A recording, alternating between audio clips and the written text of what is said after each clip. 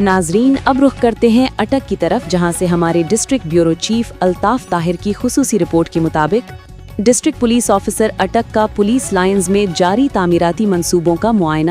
District police officer اٹک سردار مبارہن خان نے police line اٹک کا دورہ کیا، جہاں انہوں نے جاری تعمیراتی اور ترقیاتی منصوبوں کا تفصیلی جائزہ لیا۔ اس موقع پر ڈی پی او اٹک کو متعلقہ افسران نے کام کی رفتار، معیار اور زیر تکمیل اہم منصوبوں کے حوالے سے بریفنگ دی۔ پولیس لائن میں جاری منصوبوں میں ایس پی اور D S P investigation office کی تعمیر اور پولیس افسران کے لیے نئی بیرکس کی تکمیل شامل ہے۔ ڈی پی او اٹک نے تعمیراتی عملے کو واضح ہدایات دیں کہ تمام کام معیار کے مطابق اور مقررہ مدت کے اندر مکمل کیے جائیں تاکہ پولیس فورس کو بہتر سہولیات فراہم کی جا سکیں۔ ڈی پی او نے کہا کہ پولیس افسران کو جدید سہولیات فراہم کرنا ہماری اولین ترجیح ہے تاکہ وہ اپنے فرائض بہتر طریقے سے انجام دے سکیں۔